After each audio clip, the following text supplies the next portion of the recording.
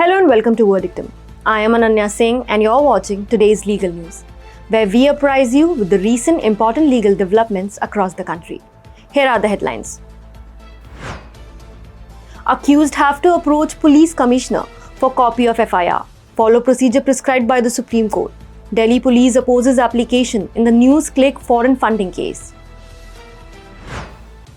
Lakshadweep MP Mohammad Faizal disqualified from Lok Sabha again. Supreme Court resumes hearing of Manish Sisodia's bail applications.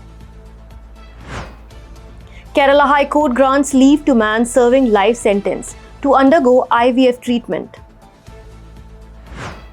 Insolvency and Bankruptcy Code to exclude transactions involving aircraft, engines, airframes and helicopters. Now let's take a detailed look on the headlines.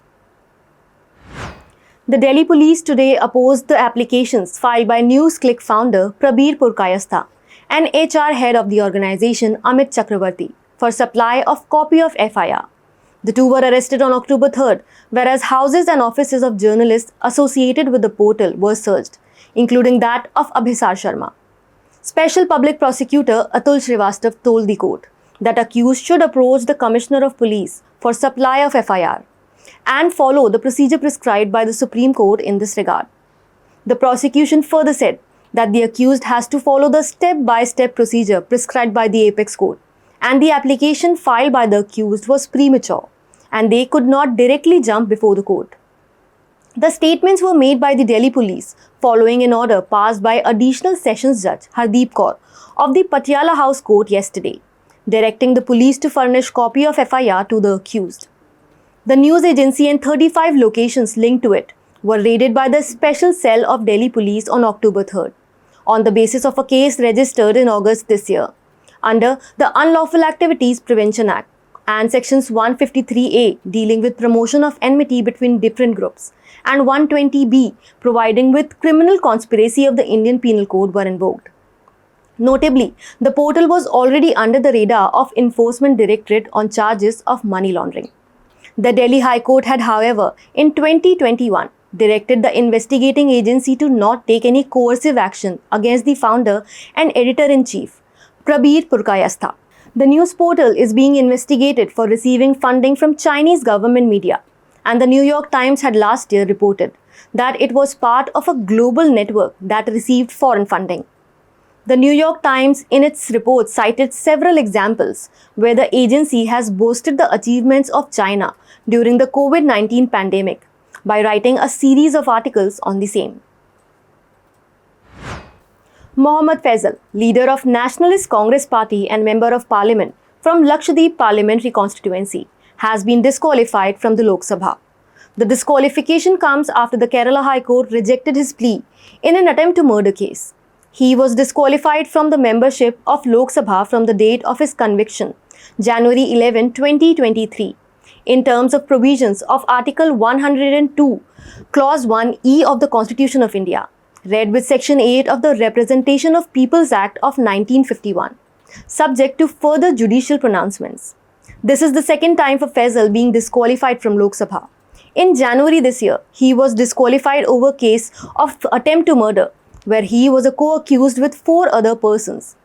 Though for this particular case, his disqualification was revoked in March after his conviction was stayed by the Kerala High Court. The Supreme Court today resumed hearing the bail applications of Manish Sisodia in the Delhi liquor policy scam case. The matter was heard by a bench of Justices Sanjeev Khanna and S.V.N. Bhatti against the former Deputy CM and Aam Aadmi Party leader, who is accused in a money laundering and corruption case for framing and implementing the liquor policy in Delhi. He has been in custody since February 26th, and the cases are being investigated by 2 central agencies, Central Bureau of Investigation and Enforcement Directorate. Senior advocate Abhishek Manu Singhvi appeared for Sisodia and told the court that some of the allegations in the case are hearsay, but none of the allegations implicate Sisodia, and the allegations cannot be reason enough to keep Sisodia behind the bars. Yesterday, the Apex Court posed the question before the ED as to why Aam Aadmi Party was not made an accused in the case, when the allegations clearly specified being a beneficiary due to the liquor policy.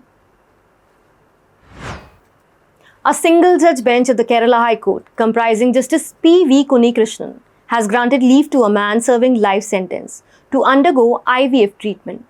The convict has been behind bars since 7 years and was released on parole, so him and his wife could conceive a child through in vitro fertilization treatment. The plea before the court was filed by the wife of the convict, seeking his temporary release for the purpose of undergoing the treatment.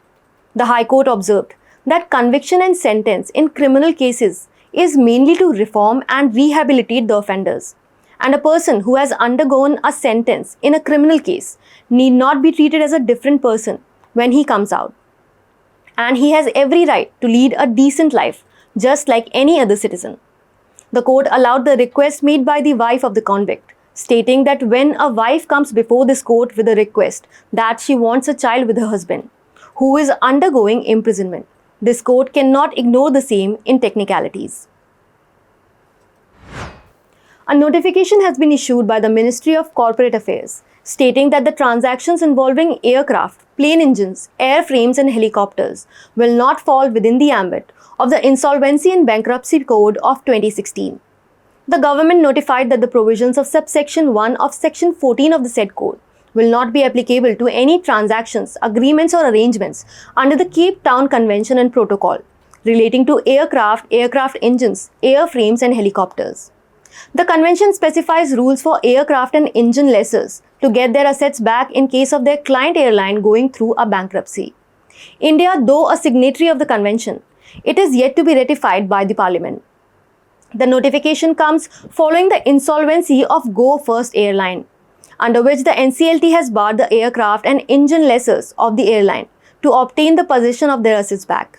This happened by virtue of Section 14 of the Code, which provides the National Company Law Tribunal, which is the adjudicating authority within the court, with the power to declare moratorium when admitting a company to insolvency resolution process. Through the moratorium process, the adjudicating authority can regulate the possession or disposal of assets by debtors. That was all on today's legal news. Thank you and keep watching Verdictum. And subscribe to our channel and download the Verdictum app on iOS and Android to keep yourself updated with authentic legal news.